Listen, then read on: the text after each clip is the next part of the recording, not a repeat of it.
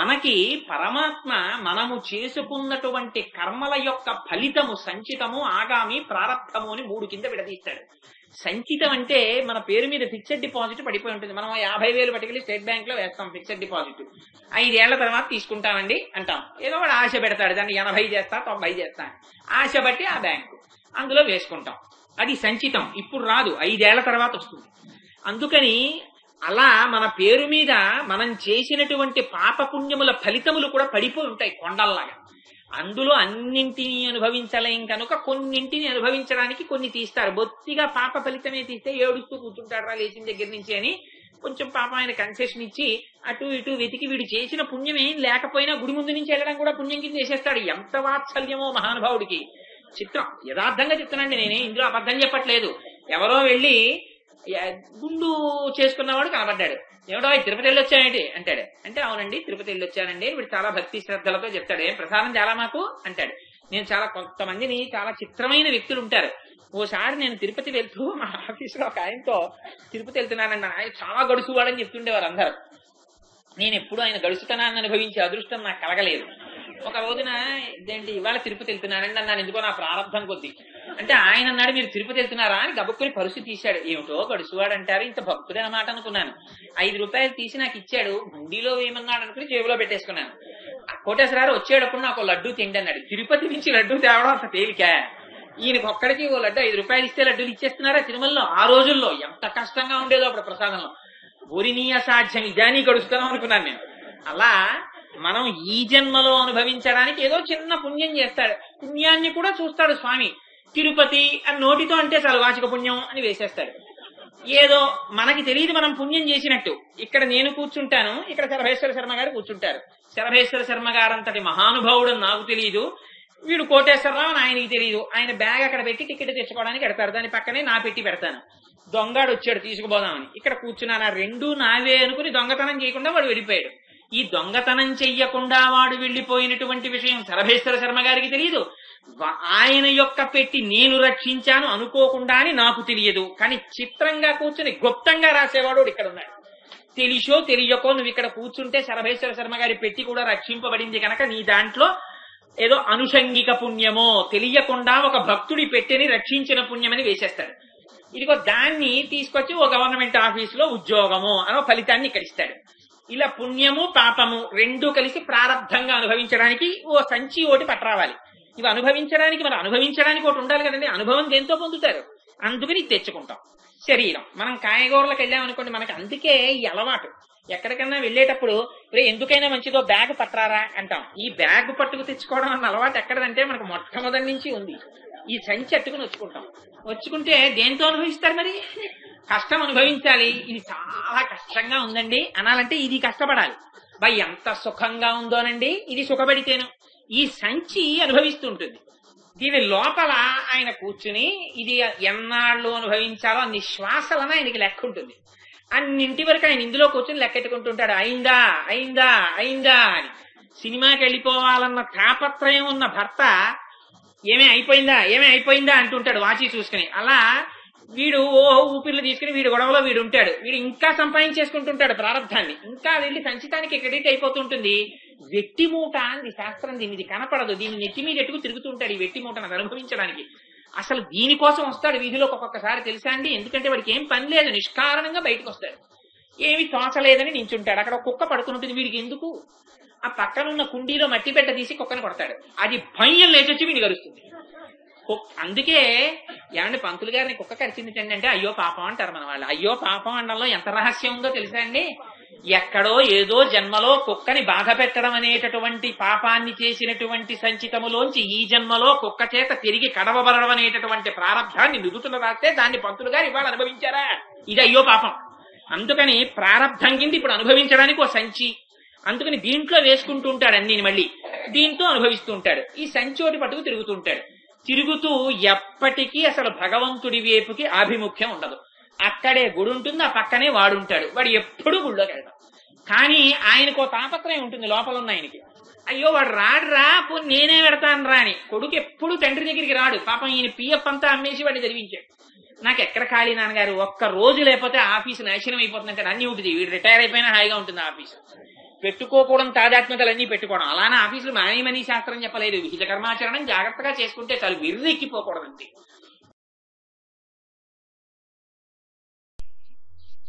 దుఃఖమయమైనటువంటి ప్రపంచంలో కృష్ణ పరమాత్మతో కలిసి జన్మించడము చేత విశేషమైనటువంటి ఆనందాన్ని పొందుతున్నటువంటి ఓ గోప యువతులారా, మనందరం కలిసి మార్గశీర్ష స్నానం అనబడేటటువంటి ఈ వ్రతాన్ని చెయ్యడంలో పాటించవలసినటువంటి నియమములను తెలియజేస్తాను.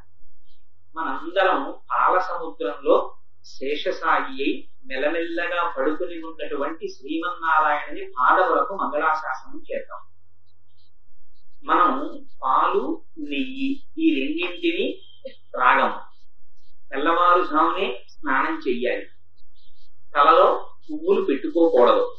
పెట్టుకోకుండా ఈ వ్రతాన్ని చేసి మనం మన శక్తి కొలది సరి అయినటువంటి వారు, అర్హత కలిగినటువంటి వారు, పాత్రత కలిగినటువంటి వారికి మన విభవములకు తగినట్టుగా దానము చేసి సన్యాసులకు బ్రహ్మచారులకు భిక్షని ఇద్దాం.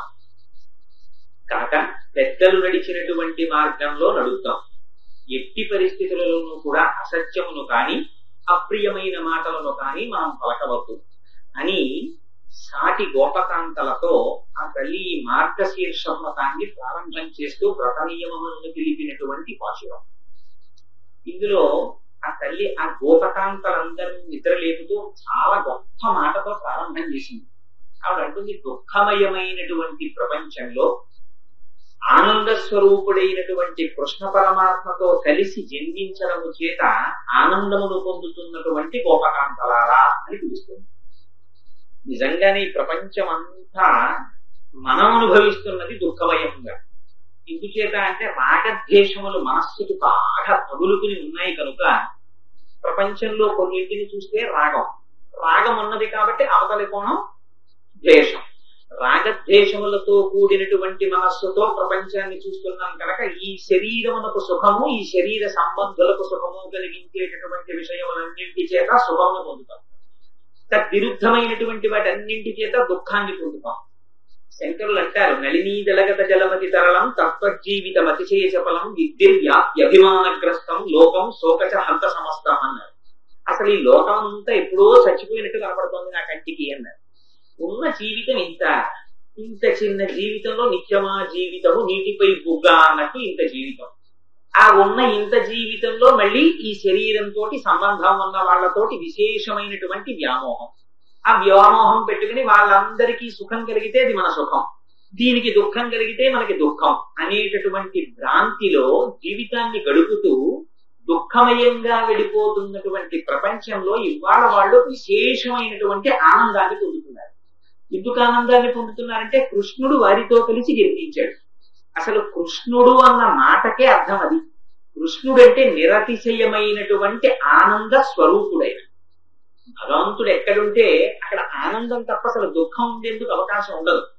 అందుకే వెంకటాచలంలో స్వామి ఎక్కడుంటే దానికి ఆనంద నిలయం అని పేరు. ఆనంద నిలయం ఆయన ఉండడం వల్ల ఆనంద నిలయం, ఆనంద నిలయంలో ఆయన ఉండడం కాదు. ఆయన ఎక్కడుంటాడో అక్కడ ఆనందం ఉంటుంది, అక్కడ దుఃఖం ఉండే అవకాశం ఉండదు. ఆయన తెలుసుకోబడాలి. ఆయన ఉన్నాడు అని తెలుసుకుంటే దేహం దేవాలయో ప్రోక్త, ఈ లోపల ఆయన ఉన్నాడు ఇది దేవాలయము అని తెలుసుకున్న వాడికి సర్వకాలములందు ఆనందంగానే ఉంటాడు. అందుకే దేవి భాగవతంలో ఒక అందమైనటువంటి మాట చెప్తారు, ఆ జ్ఞానం సర్వకాలములందు ఉండవలసినటువంటిది ఇతి పురుషులకి. ఇతీనాం భూషణం జ్ఞానం సంతోషోహి ద్విజన్మనాం అంటారు.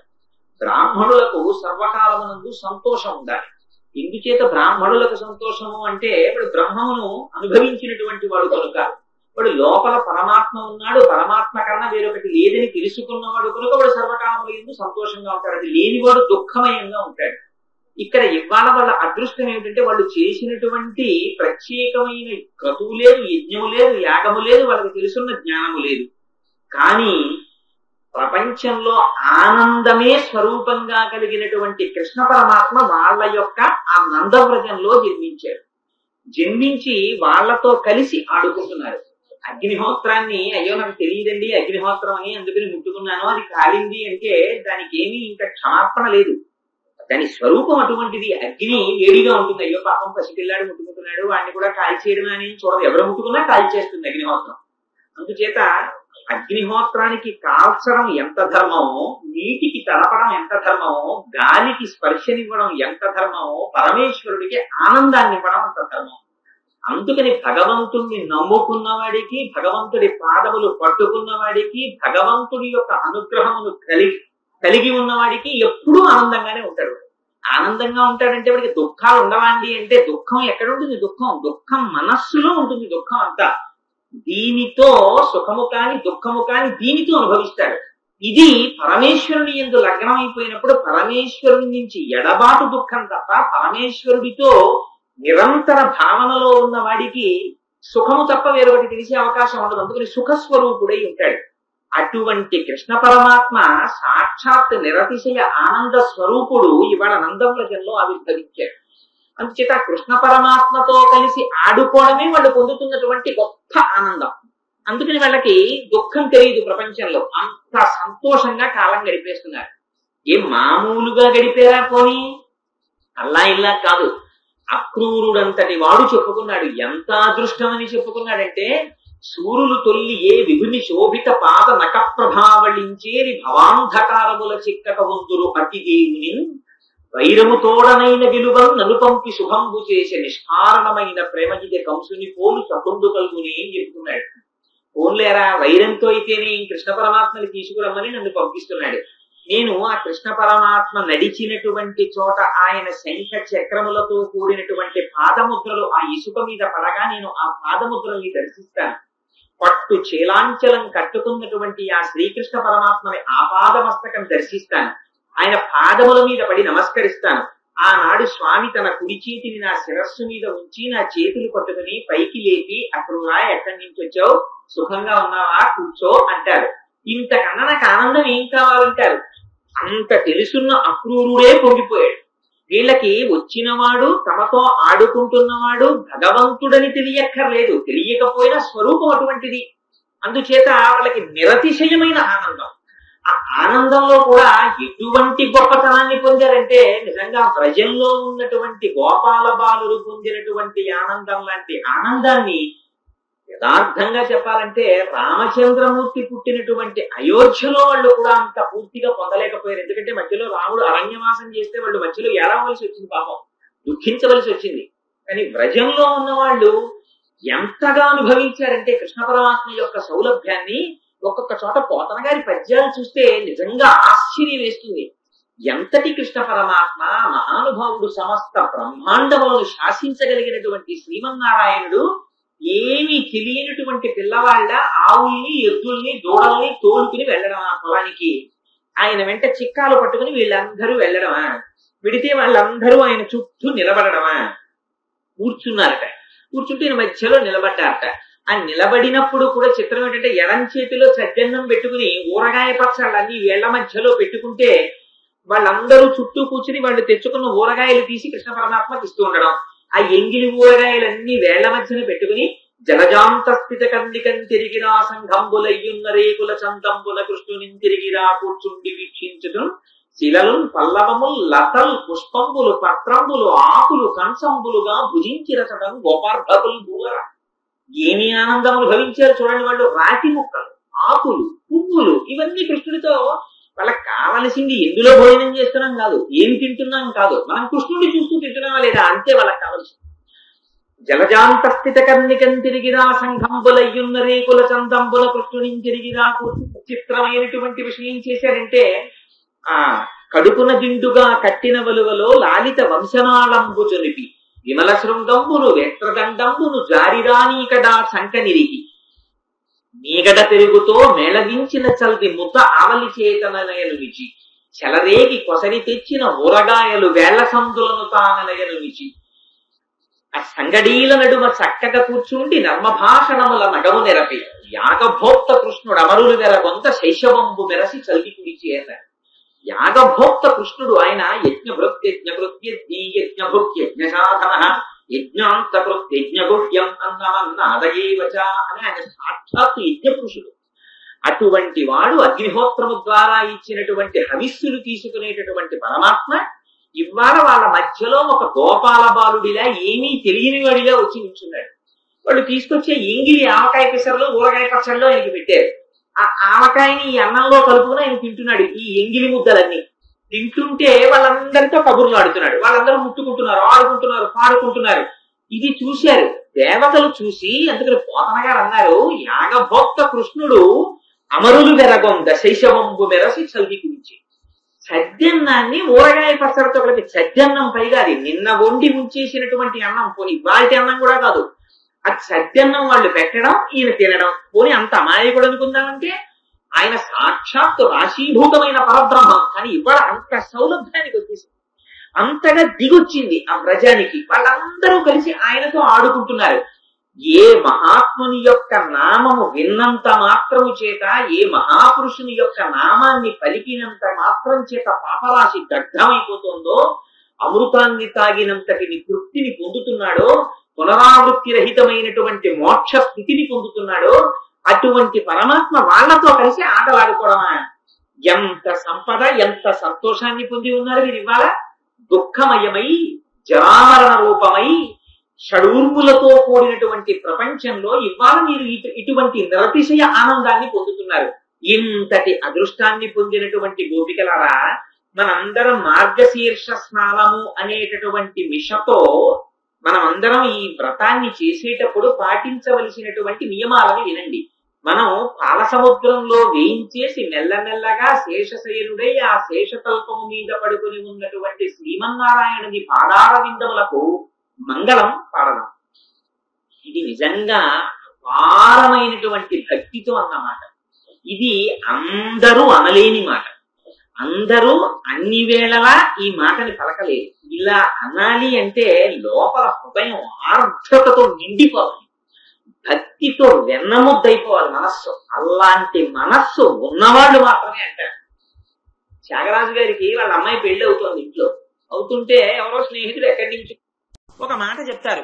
వేదోద్ధారణ మందరాభరణ పృథ్వీ ధర్మ నిర్మాణ ప్రహ్లాదత్రాణ బలిప్రతారణ వైదేహీ ప్రాణ ధనంజయ జయ వ్యాపార పారీణ చోణీధర్మ కరుణ తమోహరణ తండ్రి వెంకటేశ ప్రభో అని కీర్తిస్తారు.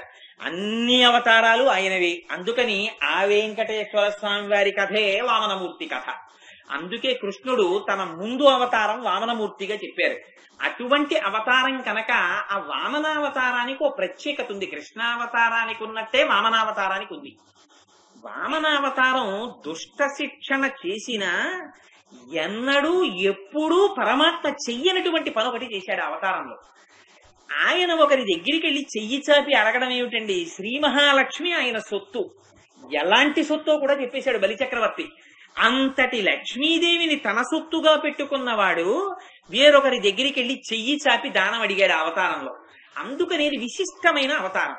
పైగా పుచ్చుకోవడం ఎంత వాత్సల్యం నిండిపోయిందంటే అవతారంలో చెయ్యి చాపాడు, ఇచ్చాననగానే 3 లోకములను కొలిచి అనోరణీయాన్ మహతో మహీయాన్ అని సమస్తము తాను నిండి ఉన్నానని మరొకసారి నిరూపించి చూపించింది అవతారం.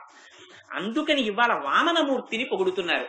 3 లోకములను బలిచక్రవర్తి దగ్గర దానము పట్టడం అనేటటువంటి మిషతో వచ్చి ఆ దానమును స్వీకరించగానే 3 లోకములను కొలిచినటువంటి పాదములు కలిగినటువంటి వామనమూర్తి నామమును పొగిడి అంటున్నారు. ఎందుకు పొగడాలట? ఆయన వచ్చింది ఆయన ప్రయోజనానికి రాలేదు వామనమూర్తిగా. అదితి ఏడిచింది కశ్యప ప్రజాపతి దగ్గరికి వెళ్ళి, ఎండకన్నెరుగని ఇంద్రుని ఇల్లాలు పలుపంచలను జాలిపడెను నేడు, త్రిభువన సామ్రాజ్య విభవమ్ము కోల్పోయి దేవేంద్రుడడవుల తిరిగి నేడు, అమరులకు ఆధారవవు అమరావతి అసురుల కస పాటపట్టయ్య నేడు, కలిమి గారాపు బిడ్డలు జయంతాదులు శబరార్భకుల వెంట చనిరి నేడు, అటువంటి బలి జగముల నెల్ల బలియుచునున్నాడు, అతని గెలువరాదు వాసవనకు, యాగభాగమెల్ల అతడాహరించును కడగి దేవతలకొక్క కడియ నీడు. అటువంటి వాడైపోయాడయా బలిచక్రవర్తి. దితికి పుట్టినటువంటి బలి 3 లోకములను ఆక్రమించాడు. ఇంద్రుణ్ణి రాజ్యభ్రష్టుణ్ణి చేసి అమరావతిని ఆక్రమించాడు. ఇవాళ ఇంద్రుడికి తినడానికి పట్టెడు అన్నం లేకుండా అరణ్యాల్లో తిరుగుతున్నాడు. అందుకని నా కొడుకు ఇంద్రుడికి మళ్లీ రాజ్యం వచ్చేటట్టుగా కటాక్షించమని భర్తను అడిగింది అదితి. అడిగితే ఆయన ఎంత గొప్ప సూక్తి చెప్పారో తెలుసా అండి? నేను ఎక్కడి నుంచి తీసుకొచ్చిస్తాను అదితి, నాకు సమస్తము బ్రహ్మముగా కనపడుతోంది. భగవంతున్ పరమున్ జనార్దను కృపా పారీణు సర్వాత్మకున్ జగదీశున్ శ్రీహరివేడు అతడున్ సంతుష్టుడై నీకున్ కావలసిన కోరికలనెల్లనిచ్చు. ఆ పరమేశ్వరుడు ఆ శ్రీహరిని వేడుకో. ఆయన కృపాపారీణుడు, ఆయన కృప కలిగిందా ఆయన నీకు సమస్తం ఇచ్చేస్తారన్నారు. అంటే ఆ తల్లి వ్రతం చేసింది, ఎదురుగుండా ఆవిర్భవించారు స్వామి. కనపడితే పొంగిపోయింది ఆ రోజున అదితి. పొంగిపోయి చూపుల శ్రీపతి రూపము నాపో ఒక త్రావి త్రావి హర్షోద్ధతయై వాపుచ్చి మంద మధురాలాపంబుల పొగడినదితి లక్ష్మీనాథుడు. పొగిడితే ఆయన అన్నారు, నాకు సంతోషం కలిగింది అదితి. నీ కోడండ్రును నీ కుమారవరులు నీ నాథుడు నీవును సంశ్లోకింపన్ సతులున్ పతుల్ సమ్మోదింప రాత్రించరుల్ శోకింపన్ భవదీయ గర్భమున తేజోమూర్తి జన్మించదన్ నాకున్ వెడుక పుట్టు నీ సుతుడనై నర్తించి వర్తింపగా. నాకు కోరిక పుట్టింది నీకు కొడుగ్గా పుట్టాలని, అందుకని వామనమూర్తిగా వస్తానన్నారు. అన్నట్టే వామనమూర్తిగా ఆవిర్భవించారు. పుట్టగానే కృష్ణ పరమాత్మకి బాల్య క్రీడలున్నాయి, వామనమూర్తికి బాల్య క్రీడలు లేవు. వెంటనే ఆయన ఉపనయనం చేసుకోవలసినటువంటి మహానుభావుడు అయ్యాడు. వెంటనే మహానుభావుడు కశ్యప ప్రజాపతి ఆయనకి ఉపనయనం చేశారు. ఉపనయనం చేసిన తరువాత వటువుగా ఉండి బలిచక్రవర్తి యాగం చేస్తున్న దగ్గరికి వెళ్ళారు. బలిచక్రవర్తి మహాధర్మాత్ముడు, గొప్ప దానశీలత కలిగినటువంటి వాడు. ఆత్మనివేదనంకి బలిచక్రవర్తిని చెప్తారు నవవిధ భక్తులలో. అంతటి మహానుభావుడు నిస్సందేహంగా ఇంద్ర పదవిని అలంకరించవలసిన వాడు. అటువంటి వాడు ఇన్ని చేసినా చిన్న అహంకారం ఒకటి ఉండిపోయింది, నేను చేస్తున్నానన్న భావన ఉండిపోయింది. ఇంతటి ధర్మాత్ముడు, పైగా బలిచక్రవర్తి యొక్క శిరస్సుని కత్తిరించలేనంతటి అసమర్థుడు కారు స్వామి. ఈయనకి వంశంలో ముందు తాతగారిగా ప్రహ్లాదుడు ఉన్నాడు. ఆ వంశంలో మహాభక్తుడైన ప్రహ్లాదుడు ఉండగా ఈ బలిచక్రవర్తిని చెనకితే తన భక్తుడు బాధపడతాడని రక్షించారు. అందుకని పిల్లనిచ్చే ముందు ఏమండి వాళ్ళ వంశంలో మహాభక్తులు ఎవరైనా ఉన్నారా అని చూసుకుంటారు ఒకసారి. ఆ వంశంలో అటు 7 తరాలు ఇటు 7 తరాలు చూస్తారు. అలాంటి వాళ్ళు ఎవరైనా ఒక్కడు ఉన్నాడనుకోండి, ఒక మహాపురుషుడు. అదిగో ఆ రాజమండ్రిలో ఉన్నారు ఆ శరభేశ్వర శర్మ గారు, మల్లంపల్లి శరభేశ్వర శర్మ గారు, శ్రీభాష్యం అపలాచార్య స్వామి గారు, ఇలాంటి వాళ్ళు పుట్టిన వంశాలు ఉన్నాయనుకోండి, అటు 7 తరాలు ఇటు 7 తరాలు కూడా చల్లగా చూస్తారు పరమాత్మ. ఎందుకంటే ఇంతటి మహాపురుషులు పుట్టినటువంటి వంశాలని. అందుకని అదిగో అటువంటి స్థితిని పొందినది కాబట్టి ఆ స్వామి అక్కడ ఆవిర్భవించి ఆ బలిచక్రవర్తి దగ్గరికి వెళ్లి దానం అడగడం కోసమని వెళ్లారు. వెళ్లి బలిచక్రవర్తిని సంహరించకూడదు, కానీ రాజ్యం ఇంద్రుడికి ఇవ్వాలి. ఎలా అంటే, అంతటి శ్రీ మహావిష్ణువు కూడా ఒకరి దగ్గరికి వెళ్లి చెయ్యి చాపవలసి వస్తే వామనమూర్తి అయిపోయారట. అయిపోయి వెళ్లి అక్కడ నిలబడ్డారు. నిలబడితే చూశాడు బలి. చూసి ఆశ్చర్యపోయాడు, ఎంత తేజోమూర్తిగా ఉన్నాడు రాయిన అని. కొడుగా ఎవరివాడవెవ్వడవు సంవాస స్థలం వెయ్యది ఎడకున్ నీ వరుదించుటం సఫలమయ్యన్ వంశమున్ జన్మమున్ కడు ధన్యాత్ముడనైతి ఈ మఖము యోగ్యం వయ్యే సుహృతంబులయ్య సిగులున్ కళ్యాణమి కాలము. నువ్వు రావడమే ఆనందమయ్యా స్వామి అని తెలియకపోయినా చెప్పేస్తున్నాడు వచ్చిన బ్రహ్మచారిని చూసి. ఈ అగ్నులన్నీ సంతోషిస్తున్నాయి నిన్ను చూసి, ఈ అగ్నులు మరింత పైకొస్తున్నాయి. ఏది నీకేం కావాలో కోరుకోవయ్యా, నువ్వు ఏం కోరితే అది ఇచ్చేస్తాను. వరచేలములో మాడలో ఫలములో వన్యంబులో గోవులో హరులో రత్నములో రథములో విమృష్ణాన్నమో కన్యలో కరులో కాంచనమో నికేతనములో భూములో ధరణీఖండమో కాకజేయబడిగదో ధాత్రి సురేంద్రోత్తమ, నీకు ఏం కావాలంటే అది ఇచ్చేస్తాను అడుగన్నాడు. అంటే ఆయన అన్నారు, నాకు అవన్నీ ఎందుకయ్యా, నాకు ఇవన్నీ నాకు అక్కర్లేదు, 3 అడుగుల నేల నాకు చాలు దానం ఇమ్మన్నారు. అనగానే బలిచక్రవర్తికి పాపం వచ్చినవాడు శ్రీ మహావిష్ణువు అని ఆయనకి తెలియదు. దానం ఇవ్వడానికి సిద్ధపడుతుంటే శుక్రాచార్యులు వారు చెప్పేశారు, అయ్యో అమాయకుడా, వచ్చినవాడు ఎవరో అనుకుని దానం ఇచ్చేస్తున్నావేమో, వచ్చినవాడు శ్రీ మహావిష్ణువు, నువ్వు ఇచ్చానన్నావా మొత్తం కొలిచేస్తాడు. ఎందుకని కొనుక్కున్నవాడు దానం పుచ్చుకున్నవాడు తొక్కి చూసుకోవాలి. మొత్తం కొలిచేస్తాడు ఆయన. అంతా ఆయన పాదాలతో కొలిచి చూపిస్తాడు. ఆఖరణ పాదం తీసుకొచ్చి నీ తల మీద పెడతాడు. నువ్వు భ్రష్టుడి అయిపోతావు, రాజ్యం పోతుంది, ఐశ్వర్యం పోతుంది. నా మాట విను. వారిజాక్షులందు వైవాహికములందు ప్రాణవిత్తమాన భంగమందు జగిత గోకులగ్ర జన్మరక్షణమందు బొంకవచ్చునకము పొందడదిప అని శుక్రనీతి చెప్పాడు. అబద్ధం చెప్పేయచ్చులే, పర్వాలేదు, ప్రాణ మాన విత్త భంగం ఏర్పడింది కాబట్టి ఏమోనయ్యా ఏదో అన్నాను కానీ ఇవ్వడం కుదరట్లేదని ఇంకో మాట వినకుండా అంతఃపురంలో వెళ్ళిపోన్నాడు. అంటే ఆయన అన్నాడు, బలిచక్రవర్తిని పరమాత్మ అందుకు రక్షించారు. ఆయన అన్నాడు, బ్రతకవచ్చుగాక బహువిధంబులనైన వచ్చుగాక లేమి వచ్చుగాక జీవధనములైన పడుగాక చెడుగాక మాట మీరలేడు మానధనుడు. ఏదైతే కాని నేను మాత్రం దానం ఇచ్చేస్తాను. పైగా వచ్చినవాడు శ్రీ మహావిష్ణువు అంటున్నావు నువ్వు.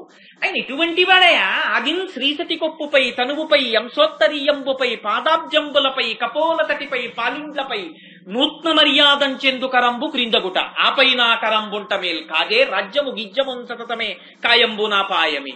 శ్రీ మహాలక్ష్మి యొక్క శిరస్సు మీద, ఆవిడ ఒంటి మీద, ఆవిడ చెక్కిళ్ల మీద, ఆవిడ పాదాల మీద నూత్న మర్యాదంచెందు కరంబు, ఆవిడ మీద చెయ్యి వేసినప్పుడల్లా ఆనందాన్ని పొందేటటువంటి చెయ్యి నూత్న మర్యాద పొందుతుందిట. నూత్న మర్యాద అంటే మళ్ళీ వాళ్ళు తీసి చెయ్యి ఇవతల వాళ్ళ మీద వేయరు.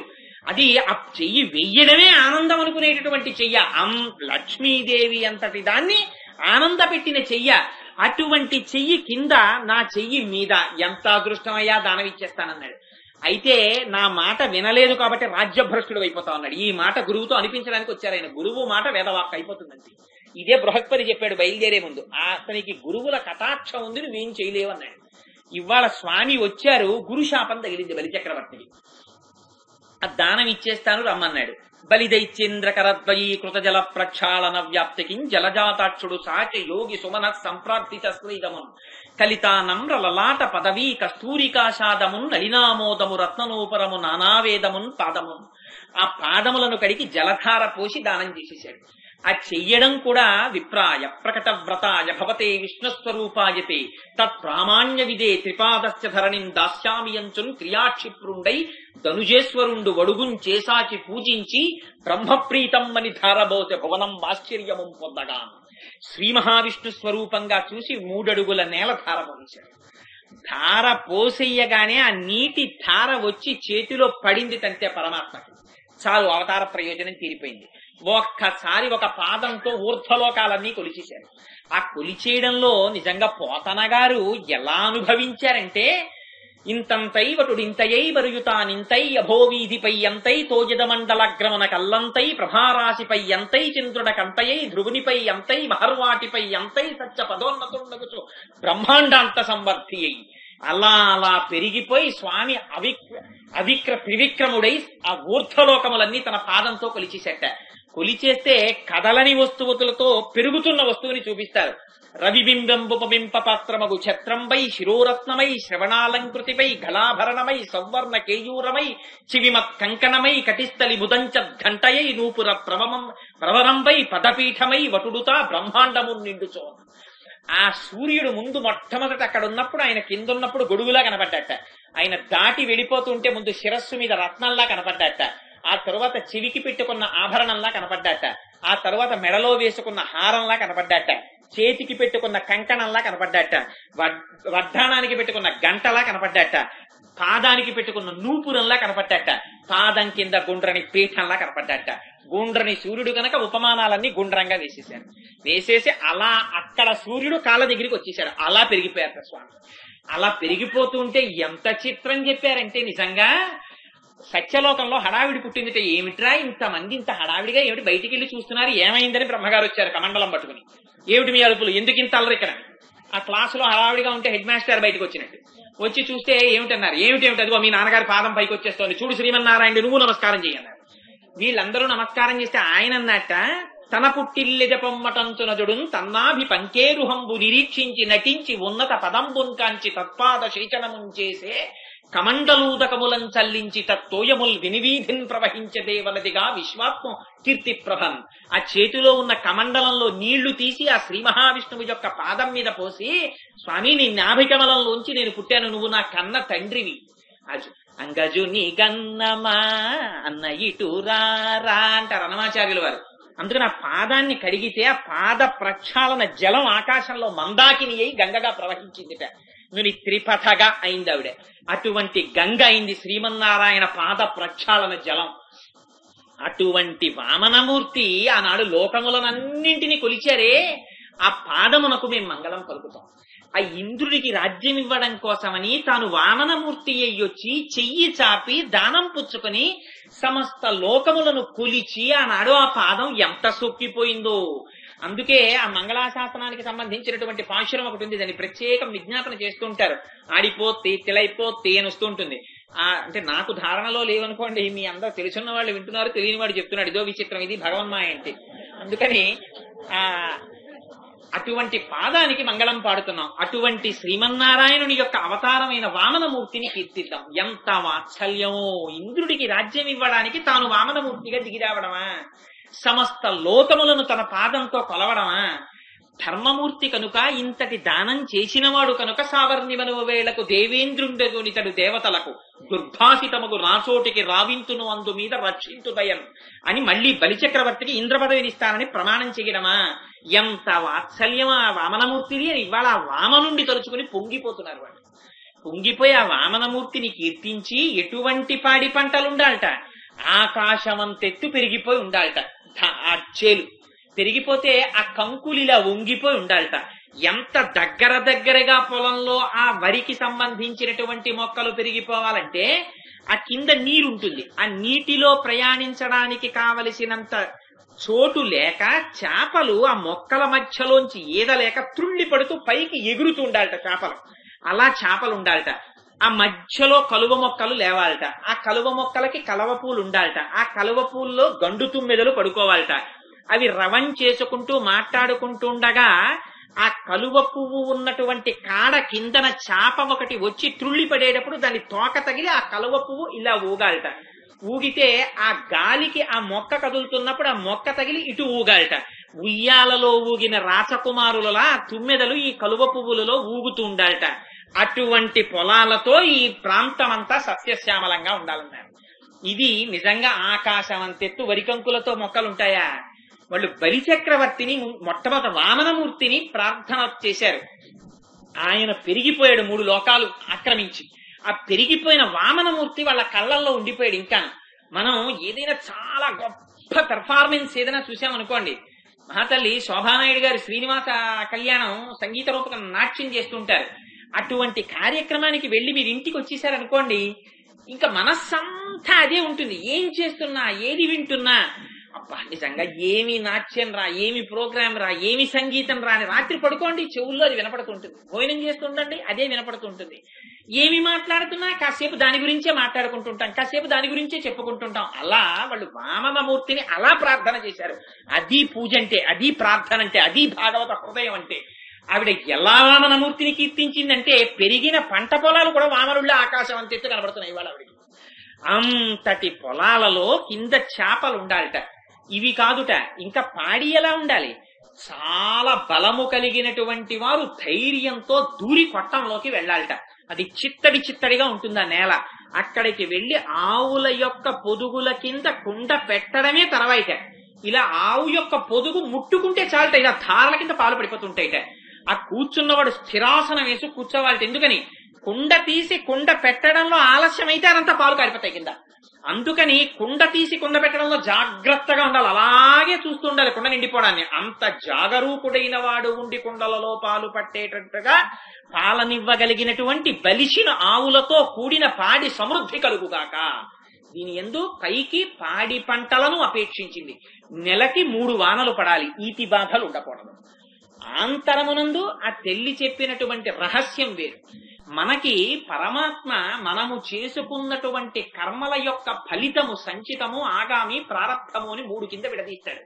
సంచితం అంటే మన పేరు మీద ఫిక్స్డ్ డిపాజిట్ పడిపోయి ఉంటుంది. మనం 50,000 పట్టుకెళ్ళి స్టేట్ బ్యాంక్ లో వేస్తాం ఫిక్స్డ్ డిపాజిట్. 5 ఏళ్ల తర్వాత తీసుకుంటామండి అంటాం. ఏదో వాడు ఆశ పెడతాడు, దాన్ని 80 చేస్తా 90 చేస్తా, ఆశ బట్టి ఆ బ్యాంకు అందులో వేసుకుంటాం. అది సంచితం, ఇప్పుడు రాదు, 5 ఏళ్ల తర్వాత వస్తుంది. అందుకని అలా మన పేరు మీద మనం చేసినటువంటి పాపపుణ్యముల ఫలితములు కూడా పడిపోయి ఉంటాయి కొండల్లాగా. అందులో అన్నింటినీ అనుభవించలేం కనుక కొన్నింటిని అనుభవించడానికి కొన్ని తీస్తారు. బొత్తిగా పాప ఫలితమే తీస్తే ఏడుస్తూ కూర్చుంటాడు రా లేచిన దగ్గర నుంచి అని కొంచెం పాపం ఆయన కన్సెషన్ ఇచ్చి అటు ఇటు వెతికి వీడు చేసిన పుణ్యం ఏం లేకపోయినా గుడి ముందు నుంచి వెళ్ళడం కూడా పుణ్యం కింద చేసేస్తాడు. ఎంత వాత్సల్యమో మహానుభావుడికి! చిత్రం, యథార్థంగా చెప్తున్నాండి, నేనే ఇందులో అబద్ధం చెప్పట్లేదు. ఎవరో వెళ్ళి గుండు చేసుకున్నవాడు కనబడ్డాడు. ఏమిటో తిరుపతి వెళ్ళి వచ్చానండి అంటాడు. అంటే అవునండి తిరుపతి వెళ్ళి వచ్చానండి. వీడు చాలా భక్తి శ్రద్ధలతో చెప్తాడు. ఏం ప్రసాదం చాలా మాకు అంటాడు. నేను చాలా కొంతమందిని చాలా చిత్రమైన వ్యక్తులు ఉంటారు. ఓసారి నేను తిరుపతి వెళ్తూ మా ఆఫీసులో ఒక ఆయనతో తిరుపతి వెళ్తున్నానన్న ఆయన చాలా గడుసువాడని చెప్తుండేవారు అందరూ. నేను ఎప్పుడు ఆయన గడుసుతనాన్ని అనుభవించే అదృష్టం నాకు కలగలేదు. ఒక రోజున ఇదేంటి ఇవాళ తిరుపతి వెళ్తున్నానండి అన్నాను. ఎందుకో నా ప్రారంభం కొద్ది. అంటే ఆయన అన్నాడు మీరు తిరుపతి వెళ్తున్నారా అని గబుక్కుని పరిస్థితి తీశాడు. ఏమిటో గడుసువాడు అంటారు, ఇంత భక్తుడే అన్నమాట అనుకున్నాను. 5 రూపాయలు తీసి నాకు ఇచ్చాడు. హుండీలో వేయమన్నాడు అనుకుని జేబులో పెట్టేసుకున్నాను. కోటేశ్వరరావు వచ్చేటప్పుడు నాకు లడ్డూ తిండి అన్నాడు. తిరుపతి నుంచి లడ్డూ తేవడం అంత తేలిక? ఈయనకి ఒక్కడికి ఓ లడ్డు 5 రూపాయలు ఇస్తే లడ్డూలు ఇచ్చేస్తున్నారా తిరుమలలో? ఆ రోజుల్లో ఎంత కష్టంగా ఉండేదో అప్పుడు ప్రసాదంలో. ఒరినీయ సాధ్యం ఇదానీ గడుస్తున్నాం అనుకున్నాను నేను. అలా మనం ఈ జన్మలో అనుభవించడానికి ఏదో చిన్న పుణ్యం చేస్తాడు. పుణ్యాన్ని కూడా చూస్తాడు స్వామి. తిరుపతి అని నోటితో అంటే చాలు వాచిక పుణ్యం అని వేసేస్తాడు. ఏదో మనకి తెలియదు మనం పుణ్యం చేసినట్టు. ఇక్కడ నేను కూర్చుంటాను, ఇక్కడ శరభేశ్వర శర్మ గారు కూర్చుంటారు. శరభేశ్వర శర్మ గారంతటి మహానుభావుడు నాకు తెలియదు, వీడు కోటేశ్వరరావు అని ఆయనకి తెలియదు. ఆయన బ్యాగ్ అక్కడ పెట్టి టికెట్ తెచ్చుకోవడానికి పెడతారు. దాని పక్కనే నా పెట్టి పెడతాను. దొంగాడు వచ్చాడు తీసుకుపోదామని. ఇక్కడ కూర్చున్నాను, ఆ 2 నావే అనుకుని దొంగతనం చేయకుండా వాడు వెళ్ళిపోయాడు. ఈ దొంగతనం చెయ్యకుండా వాడు వెళ్లిపోయినటువంటి విషయం శరభేశ్వర శర్మ గారికి తెలియదు. ఆయన యొక్క పెట్టి నేను రక్షించాను అనుకోకుండా అని నాకు తెలియదు. కానీ చిత్రంగా కూర్చుని గుప్తంగా రాసేవాడు ఇక్కడ ఉన్నాడు. తెలిసో తెలియకో నువ్వు ఇక్కడ కూర్చుంటే శరభేశ్వర శర్మ గారి పెట్టి కూడా రక్షింపబడింది కనుక నీ దాంట్లో ఏదో అనుషంగిక పుణ్యమో, తెలియకుండా ఒక భక్తుడి పెట్టిని రక్షించిన పుణ్యమని వేసేస్తాడు. ఇదిగో దాన్ని తీసుకొచ్చి ఓ గవర్నమెంట్ ఆఫీసులో ఉద్యోగము అనో ఫలితాన్ని ఇక్కడ ఇస్తాడు. ఇలా పుణ్యము పాపము 2 కలిసి ప్రారంభంగా అనుభవించడానికి ఓ సంచి ఒకటి పట్టరావాలి. ఇవి అనుభవించడానికి మరి అనుభవించడానికి ఒకటి ఉండాలి కదండి. అనుభవం దేంతో పొందుతారు? అందుకని తెచ్చుకుంటాం. శరీరం మనం కాయగూరలకు వెళ్ళామనుకోండి, మనకి అందుకే ఈ అలవాటు. ఎక్కడికన్నా వెళ్ళేటప్పుడు ఎందుకైనా మంచిదో బ్యాగ్ పట్టరారా అంటాం. ఈ బ్యాగ్ పట్టుకు తెచ్చుకోవడం అన్న అలవాటు ఎక్కడదంటే మనకు మొట్టమొదటి నుంచి ఉంది. ఈ సంచి అట్టుకుని వచ్చుకుంటాం. వచ్చుకుంటే దేంతో అనుభవిస్తారు? మరి కష్టం అనుభవించాలి. ఇది చాలా కష్టంగా ఉందండి అనాలంటే ఇది కష్టపడాలి. ఎంత సుఖంగా ఉందోనండి ఇది సుఖపడితేను. ఈ సంచి అనుభవిస్తూ ఉంటుంది. దీని లోపల ఆయన కూర్చుని ఇది ఎన్నాళ్ళు అనుభవించాలో అన్ని శ్వాసలను ఆయనకి లెక్క ఉంటుంది. అన్నింటి వరకు ఆయన ఇందులో కూర్చొని లెక్కెట్టుకుంటుంటాడు. అయిందా అయిందా అయిందా అని. సినిమాకి వెళ్ళిపోవాలన్న తాపత్రయం ఉన్న భర్త ఏమే అయిపోయిందా అంటుంటాడు వాచి చూసుకుని. అలా వీడు ఊపిర్లు తీసుకుని వీడు గొడవలో వీడు ఉంటాడు. వీడు ఇంకా సంపాదించేసుకుంటుంటాడు ప్రారంధాన్ని. ఇంకా వెళ్ళి సంచితానికి క్రెడిట్ అయిపోతుంటుంది. వెట్టి మూట అంది శాస్త్రం. దీనిది కనపడదు. దీన్ని నెత్తి మీద ఎట్టుకు తిరుగుతుంటాడు ఈ వెట్టి మూటను అనుభవించడానికి. అసలు దీనికోసం వస్తాడు వీధిలోకి ఒక్కొక్కసారి, తెలుసా అండి? ఎందుకంటే వాడికి ఏం పని లేదు, నిష్కారణంగా బయటకు వస్తాడు. ఏమి తోచలేదని నించుంటాడు. అక్కడ కుక్క పడుకుని ఉంటుంది. వీడికి ఎందుకు? ఆ పక్కనున్న కుండీలో మట్టి పెట్ట తీసి కుక్కను కొడతాడు. అది భయం లేచొచ్చి వీడిని గరుస్తుంది. అందుకే ఏమంటే పంతులు గారిని కుక్క కరిచింది అంటే అయ్యో పాపం అంటారు మన వాళ్ళు. అయ్యో పాపం అనడంలో ఎంత రహస్యం ఉందో తెలుసా అండి? ఎక్కడో ఏదో జన్మలో కుక్కని బాధ పెట్టడం అనేటటువంటి పాపాన్ని చేసినటువంటి సంచితములోంచి ఈ జన్మలో కుక్క చేత తిరిగి కడవబడడం అనేటటువంటి ప్రారంధాన్ని నుదుటను రాస్తే దాన్ని పంతులు గారు ఇవాళ అనుభవించారా? ఇది అయ్యో పాపం. అందుకని ప్రారంధం కింద ఇప్పుడు అనుభవించడానికి ఓ సంచి. అందుకని దీంట్లో వేసుకుంటూ ఉంటాడు అన్ని, మళ్ళీ దీంతో అనుభవిస్తూ ఉంటాడు. ఈ సంచోటి పట్టుకు తిరుగుతూ ఉంటాడు. తిరుగుతూ ఎప్పటికీ అసలు భగవంతుడి వైపుకి ఆభిముఖ్యం ఉండదు. అక్కడే గుడి ఉంటుంది, ఆ పక్కనే వాడుంటాడు. వాడు ఎప్పుడు గుడిలోకి వెళ్తాడు. కానీ ఆయనకో తాపత్రయం ఉంటుంది లోపల ఉన్న ఆయనకి. అయ్యో వాడు రాడురా, పోనీ నేనే పెడతాను రా అని. కొడుకు ఎప్పుడు తండ్రి దగ్గరికి రాడు. పాపం ఈయన పిఎఫ్ అంతా అమ్మేసి వాడిని చదివించాడు. నాకు ఎక్కడ ఖాళీ నాన్నగారు, ఒక్క రోజు లేకపోతే ఆఫీసు నాశనం అయిపోతుందంటే అన్ని ఉంటుంది. వీడు రిటైర్ అయిపోయినా హాయిగా ఉంటుంది ఆఫీసు. పెట్టుకోకూడదు తాదాత్మ్యతలన్నీ పెట్టుకోవడం. అలానే ఆఫీసులు మానేమని శాస్త్రం చెప్పలేదు. విహిత కర్మాచరణం జాగ్రత్తగా చేసుకుంటే చాలు, విర్రెక్కిపోకూడదండి. అలా మనం పెట్టుకుంటే ఆయన బయటికి వస్తాడు. అందుకని ఊరిరిగింపు అన్నారు. ఊరేగింపు కాదు, ఊరిరిగింపు. స్వామి వాడు ఎప్పుడు రాడు స్వామి. కోటేశ్వరరావు అని పేరు వీడికి ఇల్లు ఆఫీసు 2 తెలుసు స్వామి. వీడు ఒక కబంధుడు. అడిగో ఇందులో ఉంటాడంటే ఆయనే ఓసారి వచ్చి మన గేటు ముందు నిలబడతాడు. లోపలికి వెడితే టీవీ చూస్తున్నాను ఎందుకు వచ్చావు అంటాడేమో అని బయట నించుంటే ఇగో అదేంటి పల్లకి వచ్చింది బెల్లం మొక్కట్టుకెళ్ళని ఇలా ఓసారి పైకి చూస్తాడు. పొంగిపోతాట ఆయన. ఏం అదృష్టం రా, ఇవాళ వాడు నన్ను తొంగి చూశాడు తెర తీసి టీవీ వదిలేసి అని. దానికే పొంగిపోతాడు ఆయన. ఓ బెల్లం మొక్క ఆవిడ వచ్చి అక్కడ పెడితే పాపం అర్చక, ఆయన ఎంత భోళా మనిషో అర్చకులు అంతే భోళా మనుషులు. ఆయన అంశలే కదా వీళ్లలోకి పెడతారు, ఆయన కళలు వీళ్లలోకి పెడతారు. లక్ష్మణాచార్యులు గారు ఎందుకంత మంచిగా ఉంటారనుకుంటున్నారు? ఆయన గొప్ప కాదు, ఆ పరమేశ్వరుడి కళలన్నీ లక్ష్మణాచార్యుల వారిలో పెట్టేశారు. అందుకే అందరికీ తండ్రిలా కనబడుతుంటారు ఆయన ఇక్కడికి వస్తే. అంత మంచిగా అంత సౌజన్యంతో ప్రవర్తిస్తారు. ఆత్మావై పుత్రనామాసి మా గోవిందబాబు గారికి వచ్చేసింది ఆ లక్షణం. అందుకని అదిగో పరమేశ్వరుడి అంశ వాళ్ళకు ఉంటుంది. అందుకని వాళ్ళు పాపం ఆ బెల్లం ముక్కుచ్చుకొని అక్కడ పెట్టి నైవేద్యం పెట్టి వాళ్ళు నీరాజనం ఇచ్చి ఆ హారతి మనకిచ్చి వాళ్ళు ముందెడుతూ ఉంటారు. అందుచేత ఇది భగవంతుని యొక్క వాత్సల్యం. అంటే ఆ భగవంతుడి జ్ఞానం మనం పొందాం. మనం ఎప్పుడు ఈ సంచిలో వేసుకోను వండుకోను ఇదే పని. అసలు అలవాటంతా ఈ ప్రారంధాన్ని అనుభవించడం, కొత్త తెచ్చుకోవడం. ఇదే రైతు బజార్కి మనకి ఉన్న కనెక్షన్. అక్కడ కూడా ఇదే కనెక్షన్. ఇందులో ఎప్పుడో ఒకనాడు భగవంతుడి యొక్క అనుగ్రహం చేత అసలు దేవుడేమిట్రా అని ఒక భావన కలుగుతుంది వాడికి. అని అన్నారు. ప్రణంతుం స్తోతుం వా కథమకృత పుణ్య ప్రభవతి అన్నారు శంకరాచార్యుల వారు. ఎప్పుడో చేసుకున్న పుణ్యం ఉంటే ఓసారి అసలు దేవుడు ఏమిట్రా అంటాడు వీడు, లేకపోతే ఆ మాట కూడా అండం అని ఓసారి గుళ్ళోకి రావడం మొదలు పెడతాడు. ఆనాడు ఏదో ఉపన్యాసం వింటాడు, ఏదో ఒక మహాజ్ఞాని అయినటువంటి గురువు దొరుకుతాడు. ఆ గురువు దొరికితే అప్పటి వరకు ఎండిపోయినటువంటి హృదయ క్షేత్రంలో కామక్రోధాదులతో ఎండిపోయింది. దాని మీద తజ్జలాన్ అని నీటి కింద పరమాత్మ నిలబడతారు. నిలబడితే ఇప్పుడది మెత్తబడింది. మెత్తపడితే అందులో అక్కడ 3 వానలు పడాలి. ఆ 3 వానలే ఇప్పటికి వాడికి 3 రహస్యాలు తెలుస్తాయి. దీనికి చీడ పీడ పట్టకుండా ఉండాలి. చీడలంటే 6 ఉంటే ఆ పొలం పండదు. ఈ 6 చిలకలు, ఎలకలు, మిడతలు, అతివృష్టి, అనావృష్టి, క్రూరుడైన రాజు. ఈ 6 చీడలు మన దగ్గర ఉంటాయి. ఈ 6 చీడలు పోవడమే 6 లక్షణములు భక్తితో కలిగి ఉండడం. వాడికే చెందినవాడను, సర్వకాలములయందు వాడి చేతనే భోగింపబడవలసినటువంటి వాడను, వాడితో కలిసి ఉండుటమే సుఖము, వాడి నుండి విడువడుట దుఃఖము, వాడే నాకు రక్షకుడు, వాడి యొక్క ఆనందమే నా ఆనందము అనేటటువంటి 6 లక్షణాలు ఉండడం భక్తి. 6 లక్షణములు తిరగబడి నా అంతటి వాణ్ణి నేను, నా దేహంతో సంబంధం ఉన్న వాళ్లే నా వాళ్ళు, ఇది భోగించడమే నేను భోగించడం, నేను స్వతంత్రుణ్ణి, ఇలాంటి 6 లక్షణాలు ఏర్పడడమే 6 చీడలు పీడలు పట్టడం. ఇవి లేకుండా నెలకి 3 వానలు పడాలి. పడితే ఆ 3 వానల చేత ఈ లోపల ఉండేటటువంటి క్షేత్రము బాగా సస్యశ్యామలమై అది లోపల మెత్తబడాలి. ఆ 3 వానలే అనన్య శరణత్వము, అనన్య శేషత్వము, అనన్య భోగ్యత్వము అన్నారు పెద్దలు. అంటే వాడికే చెందినవాడనన్న భావన, వాడు తప్ప వేరొకడు రక్షకుడు లేడన్న భావన, బ్రహ్మమునందే రమించాలనేటటువంటి ఆనందము పూనిక కలిగి ఉండడం. ఈ 3 ముందు భక్తిగా ఏర్పడాలి. ఏర్పడితే ఆ లోపల చేపలు తుళ్ళి తుళ్ళి పడుతూ ఉంటాయి. చేపలకి ఏమిటి ఆధారం? చేపలకి నీరు ఉంటేనే తుళ్ళి పడతాయి. ఆ నీటికే తజ్జలాన్ అని పిలిచిందిట ఉపనిషత్తు భగవంతుణ్ణి. తత్ అంటే పరమాత్మ. అందుకే సుందరకాండ తత్తుతో మొదలై తత్తుతో పూర్తయిపోతుంది. ఆ తత్ పరమాత్మ అయితే జ అంటే ఆయనలోంచి పుట్టి, ల ఆయనలో లయమైపోయి, అన్న ఆయనలోనే ఉంటుంది ప్రపంచం. ఆయన తప్ప వేరొకటి ఉండదు.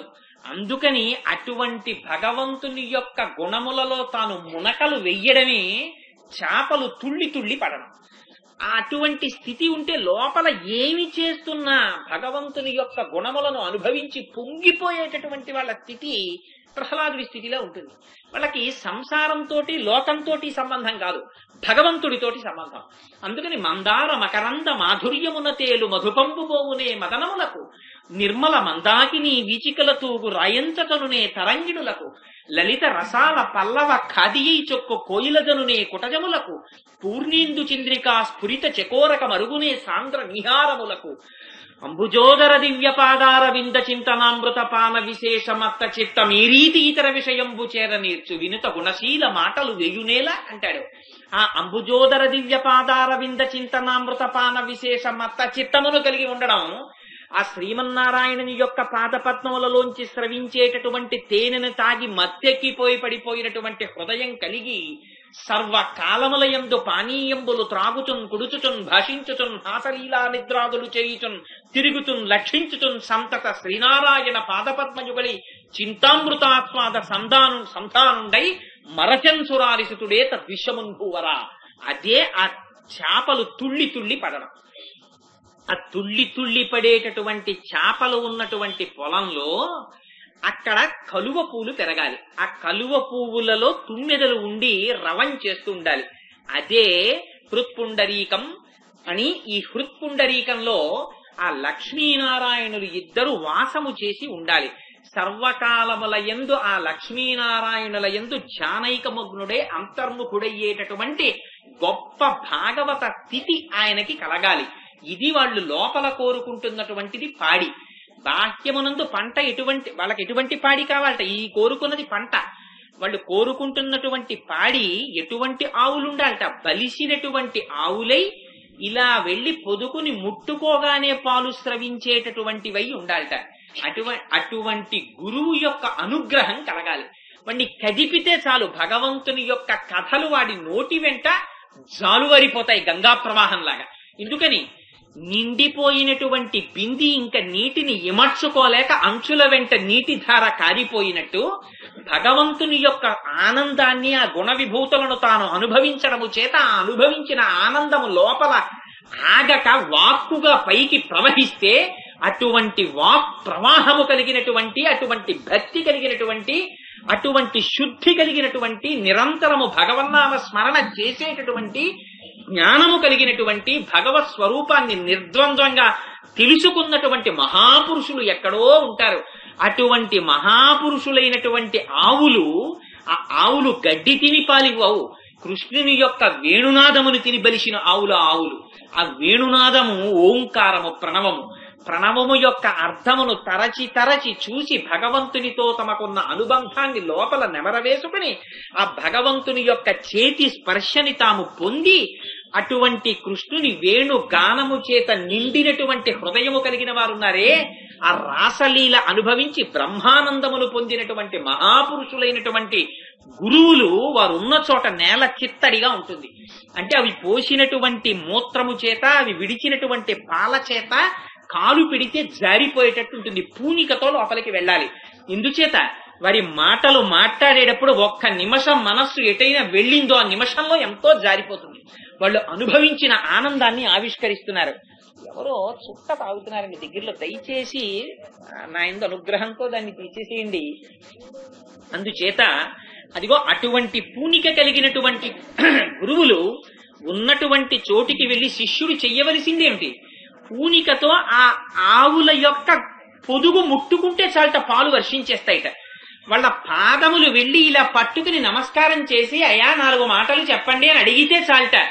అడిగినటువంటి శిష్యుల ఆర్తిని చూసి చెప్పకుండా తానుండలేక చెప్పేస్తాట. అలా చెప్పేటటువంటి గురువులు ఎవరున్నారో వాళ్లే ఆ పొదుగు ముట్టుకునేటప్పటికే పాలను విడిచిపెట్టేవారు. పాలు జ్ఞానం. ఆ పాలు కారిపోయేటప్పుడు వీళ్ళు స్థిరాసనం వేసుకుని కూర్చుని ఉండాలట. అంటే ఆవలింతలు రావడం, గురువు గారు పాఠం చెప్తుంటే తన మనస్సు ఎక్కడో విహరిస్తుండడం జరగకూడదు. రామకృష్ణ పరమహంస కాళికాదేవి దగ్గర కూర్చుని రామకృష్ణ పరమహంస అద్భుతంగా పాటలు పాడేవారు. పాట పాడుతూ తాదాత్మ్యతతో లీనమైపోయి పాట పాడుతుంటే ఎదురుగుండా కూర్చుని రాణి గారు కాళికాదేవి మెడలో వెయ్యడానికి కావలసిన పుష్పహారాన్ని కడుతోంది. ఆవిడ కడుతుండగా పాట పాడుతున్న రామకృష్ణ పరమహంస పాట పూర్తవగానే లేచి రాణి గారి లెంప పగిలిపోయేటట్టు దెబ్బ కొట్టారు. చుట్టూ ఉన్న వాళ్ళు హడిలిపోయారు. దేవుడు రాణి గారిని లెంప మీద కొట్టేశారు. ఆయన చెంప పెట్టిన తరువాత రాణిగారు ఆశ్చర్యపోయి చెంపన చెయ్యి చేర్చి పరమహంసని చూస్తూ ఉండిపోయింది. ఇంత తాదాత్మ్యతతో పాట జరుగుతుంటే అమ్మవారి మెడలో పుష్పహారం ఆవిడకి సంబంధించినటువంటి గుణములను అనుభవిస్తూ కట్టవలసిన దానివి రేపటి రోజున సభామండపంలో తీర్పేమివ్వాలని ఆలోచిస్తూ, నేరస్తుల గురించి ఆలోచిస్తూ మాల కడుతున్నావా? ఎందుక మనస్సును అటు ఇటు పోనిస్తున్నావు అని చెంపదెబ్బ కొట్టానన్నారు. అటువంటి స్థితిని పొందిన గురువులు ఉంటారు. అవతల మనస్సులో ఏం జరుగుతోందో కూడా గ్రహించగలిగిన వాళ్ళు ఉంటారు. ఎందుకని ఆ సర్వవ్యాపకుడైనటువంటి శ్రీమన్నారాయణుడితో తాదాత్మ్యత చెంది ఉన్నారు కనుక వాళ్ళు. అదిగో అటువంటి గురువుల దగ్గరికి వెళ్లి వాళ్ళ పాదం పట్టుకోగానే ఆ నోటి వెంట ధార కింద వచ్చేస్తుంటుంది ఆ భక్తితో కూడినటువంటి జ్ఞాన వర్షం. అదే ఆవులు స్రవిస్తున్నటువంటి పాలు. అక్కడ స్థిరాసనంతో కూర్చోవాలి. ఎలాగో అలా కూర్చుంటే ఆ కుండ తీసి కుండ పెట్టడంలో పాలు పోతాయి. అందుకని స్థిరాసనం వేసుకుని గురువు గారి ముఖం వంకే చూస్తూ గురువు గారి నోటి వెంట వచ్చేటటువంటి ఆ ఆనంద ధారని తాను పట్టి తాగేయాలి. అందుకే గళంతీ శంభో త్వచ్చరిత సరిత కిల్బిషరజో దళంతీ ధీకుల్యాహ సరణిషు పతంతీ విజయతాం దిశంతి సంసార భ్రమణ పరితాపోపశమనం వసంతి మచ్చేతో హ్రదభువి శివానందలహరి అంటారు శంకరాచార్యుల వారు. అది పట్టి చెవులలోంచి తాగి తీసుకువెళ్లి హృదయ క్షేత్రమునందు సరస్సుగా నిలబెట్టుకుని దానిలో మునక వేసిన వాడికి సంసార తాపము తొలగిపోతుంది. అందుకని ఆ కుండ తీసి కుండ పెట్టడంలో ఆలస్యమైందా ఆ పాలు కింద కారిపోతాయి. ఆ వినడంలో తేడా వచ్చిందా ఆ పాలు నెలపాలైపోతాయి. ఆ గురువు నోటి వెంట వచ్చినటువంటి మాటలు చెవులనేటటువంటి కుండలలో పడకపోతే హృదయ క్షేత్రమునకు చేరుకోవు. అందుకని అటువంటి పాలు స్రవించగలిగినటువంటి ఆవులు అటువంటి గురువులతో ఈ లోకము శోభాయమానమవుగాక అని బాహ్యమునందు ఆంతరమునందు ఆంతరమునందు గురువైభవాన్ని, బాహ్యమునందు పాడి పంటలని కోరుకుంటూ ఆ తల్లి చేసినటువంటి అద్భుతమైనటువంటి స్తోత్రమే 3వ పాశురం. అటువంటి సమృద్ధిని మన పట్టణము పొందుగాక అని అపేక్షిస్తూ రేపటి రోజున 4-5 పాశురాల్ని విజ్ఞాపన చేస్తాను. మంగళ